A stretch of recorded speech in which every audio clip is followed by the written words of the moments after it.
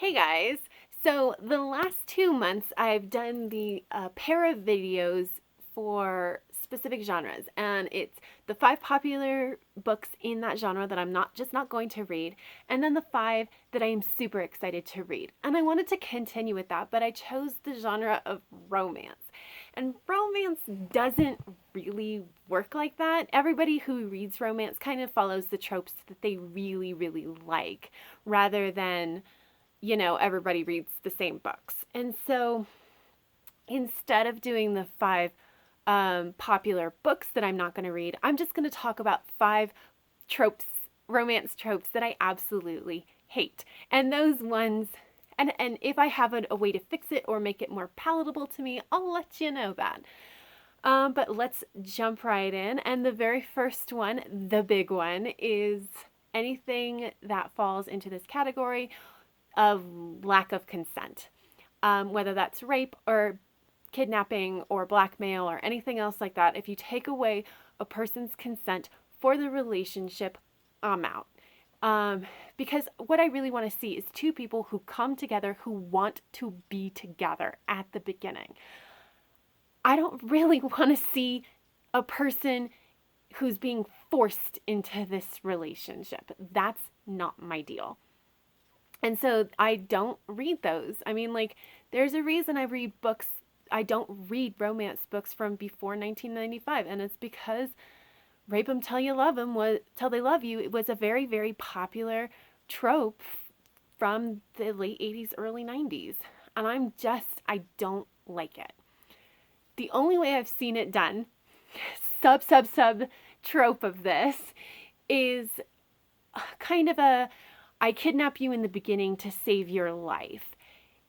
For example, usually you'll see it like the protagonist is like a researcher and they stumble on something big and new, and like people start coming after him to kill him and steal the research, and then our love interest shows up and they're like a super secret agent, and they kidnap our protagonist to get him to a safe place. But the thing that I really like, I'm okay with that, is because once the protagonist is in that safe place, we always have the conversation between the protagonist and the love interest, where the love interest explains what's going on. And hey, I've been assigned to you, I'm supposed to protect you. And then our protagonist has that moment where they get to make a choice of, yes, I believe you, yes, I trust you to protect me, and I'm going to go with you and follow your directions on this, or I think that this is a crock, or I'll take my chances or whatever, and they walk out the door. And at that point, they do have a choice. So yes, they didn't have consent to be kidnapped, but they were given the ability to choose going forward. That's how I'm okay with it. That's really the only one. Excuse me. After that, the one that so the whole lack of consent stuff, that's one where I pretty much always nope right out of that book. The next one is one where I almost always nope out, and it's because I don't understand it, and that's miscommunication. I hate the miscommunication trope, mostly because what you usually see are these characters who are just scared to have a 5-minute awkward conversation. And that's what it is.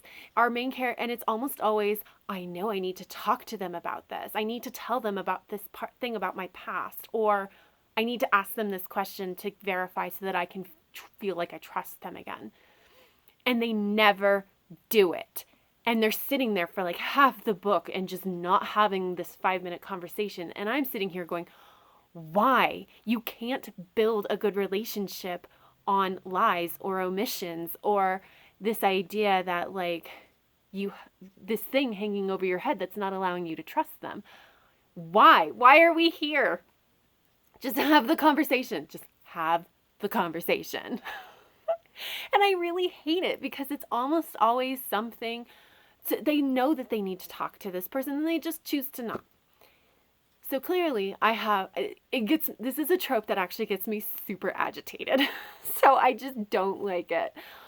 The one time I have seen it done well is in the book Bet Me by Jennifer Cruz. This is actually a romance book that I really enjoy. It generally sits on this shelf right behind me. And essentially, our main character of Minerva is not conventionally pretty. She just broke up with her D-bag of an ex. This ex is a big client of our future love interest. And the ex basically tries to make a bet with the love interest of, hey, you can't get her into bed in a month. I bet you can't get her into bed in a month. And of course, the love interest is like, well, I can't say a hard no or do any of that kind of stuff because I don't want to lose him as a client. My business will go under. So he gives a soft no. And that's the end of that in his mind. Now, of course, the ex is just like, he totally took my bet, right? And then, but the thing that neither of them understand is that Minerva has overheard the first part of that. She didn't hear the no, she just heard that there was this bet. And so her response is literally, well then, I've got a wedding at the end of the month that I really want to bring a date to so that everybody will get off my back about having a date. This guy looks like sex on a stick. I'm just going to like take him for a ride and tease him and never get into bed with him. And I like that so much because yes, there is miscommunication. They aren't communicating about this huge thing that's affecting their relationship or lack thereof or whatever they're trying to do, right? But they have no reason to talk about it. The love interest isn't going to talk about it because he didn't take the bet. So why would he talk about this to this person? Because like he didn't take the bet. And then of course Minerva's not going to talk about it because she's like, I don't want him to know that I know and that I've just been taking him for a ride. So I really, really enjoyed that. And that is a way that I can see like they should have talked about it, but they didn't know that they needed to talk about it. And so I'm a lot better about that. Another one that I just really don't like in general is pregnancy. I don't like pregnancy as one of the main points along the stories for the most part. But especially the one that I hate is pregnancy at the end. There's a couple, they obviously were together and having sex, and then like all these problems came up, and then she reveals that she's pregnant, and like in the end he's just kind of like, all those problems didn't matter. The only thing that matters is you and the baby, and then they live happily ever after. And I hate this so much because that's not how it works. Like, this is one of those things where I cannot suspend disbelief enough for this because it's just not how it works, right? Like, either the problems that you had were so small and petty that you could let them go, but in which case I didn't care earlier that you were having these problems. I'm just like, seriously, this is what you're thinking about breaking up with her about? Or they really are big problems and it can't be swept under the rug. You can't just say it doesn't matter, right? Like you can be more engaged and try to work through them and like really put the effort into figuring out a solution that works for both of you. But you can't just walk away, just say that they don't matter. And of course I didn't like this before, and it really took on new heights of like actively hating it once I saw this happen a couple different times in real life, where I knew people that got pregnant when they were in a rocky relationship and then often got married, and then it was a dumpster fire of a marriage because they never figured out their problems. And adding a baby into a rocky situation makes it, more often than not, makes it worse. So like that's the point where I was just like, it just flamed up into, I hate this so much. I just can't read this anymore. So the third one that I do not like is enemies to lover, which I know is a very, very popular trope. But the reason that I don't like enemies to lover is when you have these enemies, again, more often than not, they're legit enemies, like super petty to each other, mean. And I'm just like, okay, first of all, I have to like you as a person. I want to like you as a person, right? So that I can root for you. and I don't like you. I think that you're a petty person, and I don't care if you get together because, like, whatever, you're just not a good person. And so I don't like that. I don't like that pettiness. I don't like all that stuff because to me, like, I don't care if you hate each other. You could at least manage to be polite. Anyway, so I'm not rooting for the couple, so I just don't care, right? And especially because a lot of time tends to be spent on that enemy portion. I and I don't want to read it. So I found that if you have the enemies to friends to lovers, I do a lot better with that. Partially because you minimize the amount of time where they're actually enemies. They tend to not be super catty to each other in the beginning. Like, they might still be petty, but like they're not quite the same level usually. And then they're friends, and then they're lovers. And so I'm just like, okay, I can do that one. Or the one that I'm actually really interested in. And if anybody knows of a book written like this, I would love to read it. But not enemies, just completely indifferent to each other.